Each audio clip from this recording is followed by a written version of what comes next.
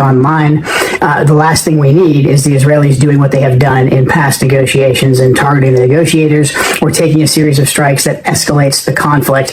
In order to ensure that we can restrain the Israelis, we actually have to start removing features of the military support that we give to them. We have to take away enough from them that they simply cannot go on the offense, that they're using all their military capabilities that we provide for them, that they have organically for the defense of their country and not for offensive operations inside of Iran. It's absolutely critical that we take this step and don't just take Israel's word for it, that they agree to this ceasefire simply because they have a very bad track record of adhering to these deals. We also have to keep in mind that Israel has a different strategic outcome than we do. Us working towards any kind of a deal with the Iranian government works against the Israeli strategic objectives of toppling this government completely and totally. We have to recognize that in order to properly address Israel, because Israel could spoil any peace that President Trump is working.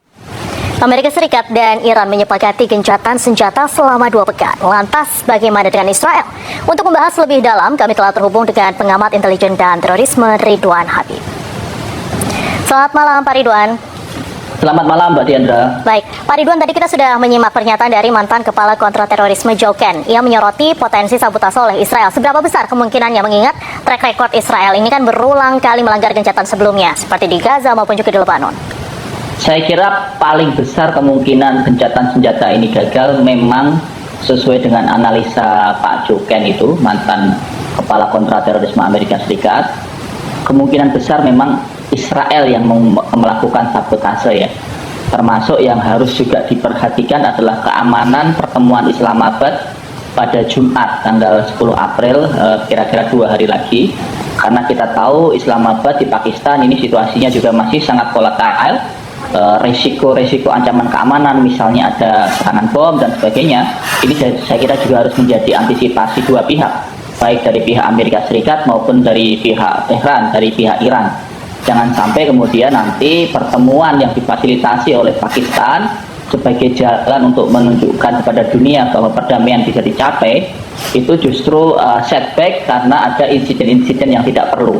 Dan ini saya kira memang harus segera diwaspadai, terutama karena persiapannya sangat mendesak ya, waktunya sudah sangat mepet, dan kita tahu Israel sendiri hari ini juga masih melakukan serangan ke Lebanon Selatan. Padahal jelas-jelas Iran meminta dalam 10 tuntutannya adalah salah satunya menghentikan serangan kepada seluruh front, termasuk yang ada di Lebanon Selatan. Itu membuktikan bahwa Israel sendiri tidak bisa dikontrol oleh Amerika Serikat. Baik, gencatan senjata ini kan memang tidak spesifik menyebut Israel, Pak. Apakah situasi ini malah membuka ruang di mana satu pihak ini bisa tetap menyerang tanpa secara resmi melanggar gencatan senjata, seperti tadi Israel masih menyerang Lebanon gitu?